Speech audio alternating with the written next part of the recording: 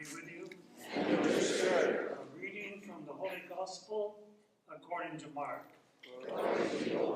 When Jesus had crossed again in the boat to the other side, a large crowd gathered around him, and he stayed close to the sea.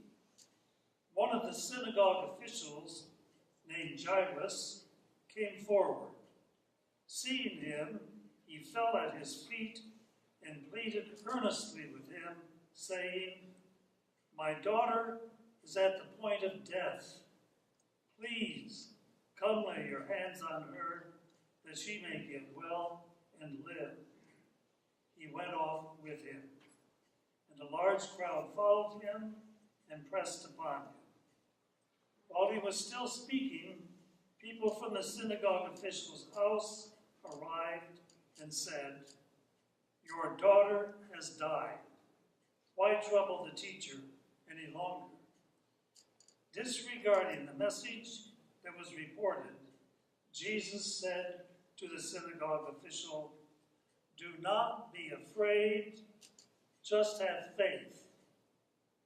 He did not allow anyone to accompany him inside except Peter, James, and John.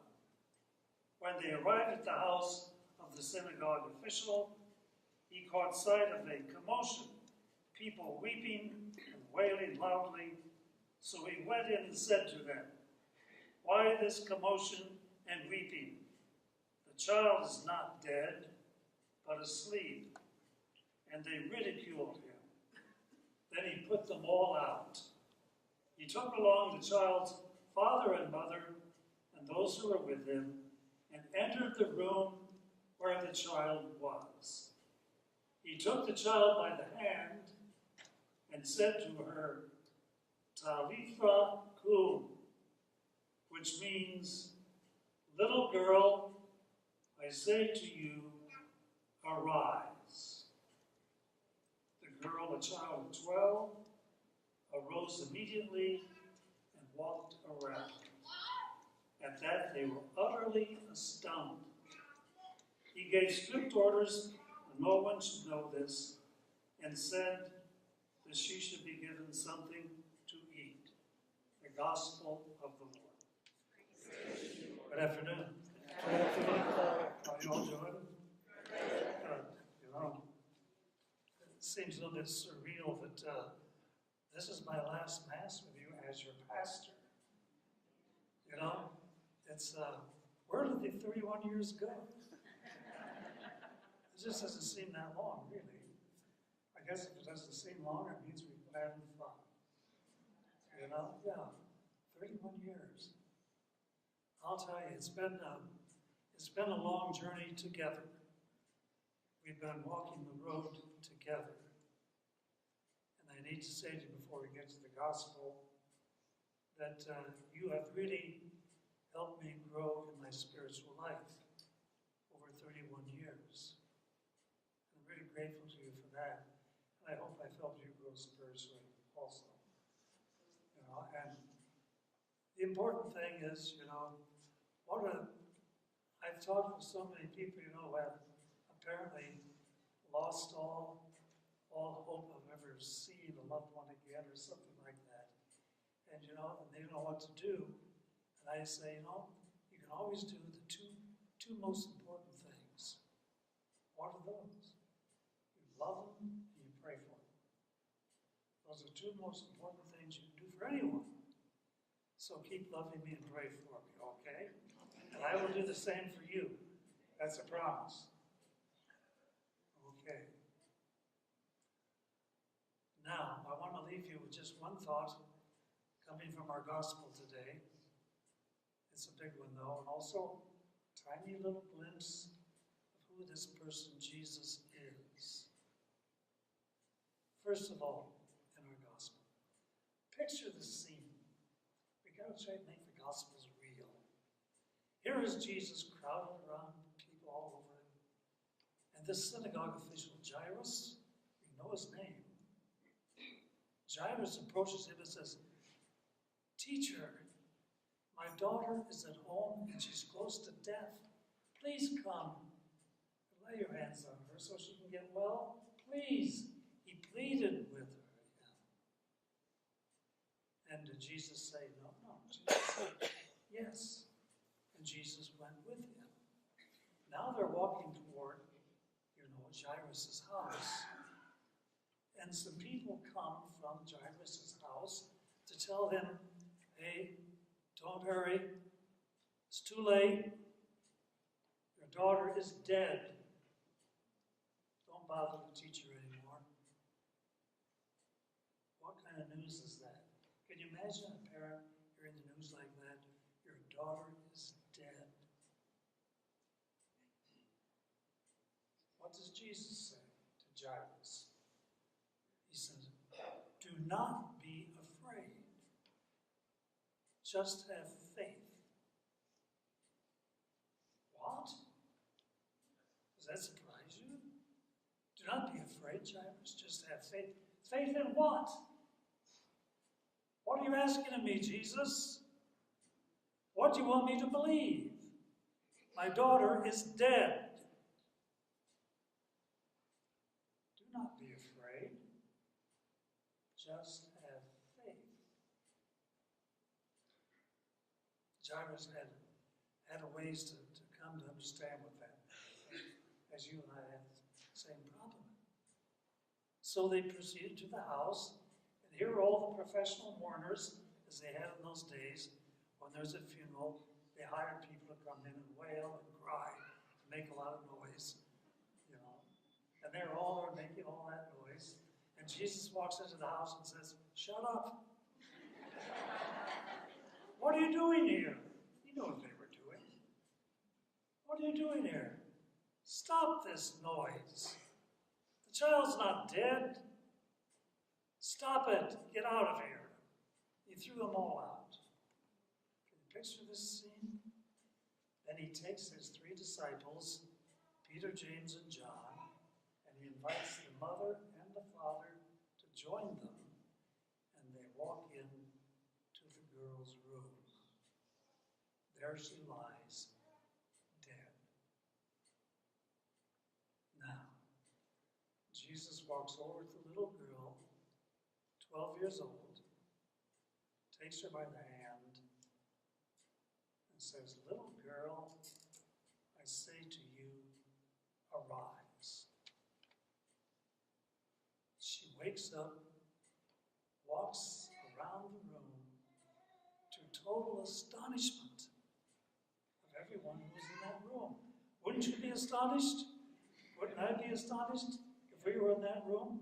My God, we'd say, what has just happened? He has brought the dead back to life. Can this be real? Is this true? We'd be totally astonished.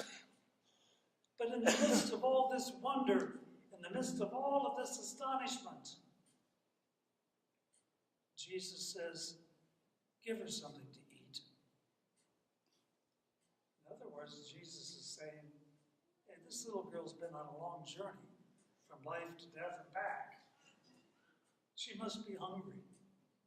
So give her something to eat.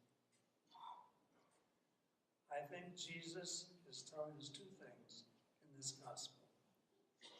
All of us come to points in our own lives when we say, there's no hope. There's no light at the end of the tunnel. I can't see my way out of this. I can't stand this anymore.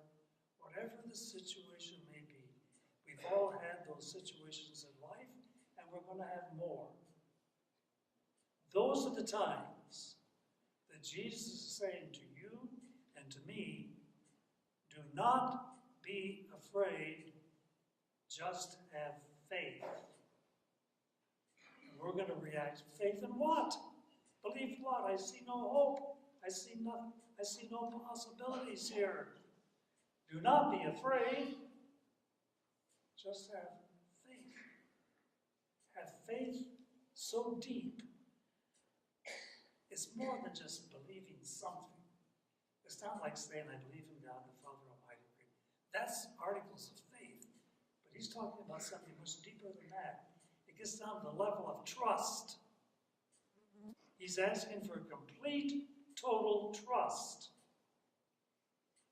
He's asking Jairus, and he asks you, and he asks me, constantly through our lives, I want you to have so much faith in me, so much trust in me, that you know that whatever God wills for you, whatever it may be, is only the very best thing that can happen to you. Believe that. Trust it. Oh, how many times in our lives have we come near disaster of some way, some kind or another? It didn't happen. It's going to happen again. There are going to be those times of emptiness and so forth where we need that kind of faith, that kind of trust. It doesn't come easy, but it's possible because with Jesus we can do anything. Now, the last thought is this. Often I've heard people say, well, Jesus can't really be concerned about me. I'm just one person, and there are billions of people in the world. The universe is a lot bigger than the earth. He can't be concerned with me. And here we see the real Jesus who just performed a fantastic deed, bringing a dead person back to life. And what does he do? He's sensitive to the girl's hunger. Give her something to eat. He not only brought her back to life, he's concerned with everything about her. Which means to you and to me, Jesus knows each one of us. He knows us by name. And he also knows everything about us. And he is concerned with us and everything that happens to us. Now, what more could we ask for, huh? Something to think about, especially that trust angle. So I've been accused of, I admit also I'm guilty. I've been accused of talking too much about love, and I'm guilty of that. I don't apologize for it. But I think that's what the gospel is about. And, I watched a television program recently, and there was a song that really caught my attention. And I want to share just a little bit of it with you. Because it's not written by Matthew, Mark, Luke, or John. It sure sounds like it could have been. This is a song. It's called, the title is Nothing More. Maybe you're familiar with it. And the group that sings it is the Alternate Roots. Here are the words. To be humble, to be kind. It is the giving of the peace in your mind. To a stranger, to a friend, to give in such a way that has no end. We are love, we are one. We are how we treat each other when the day is done. We are peace, we are war. We are how we treat each other and nothing more. It sounds to me very much like what Jesus said the night before he died. I give you one commandment, just one. Love one another as I have loved you. Let's continue the love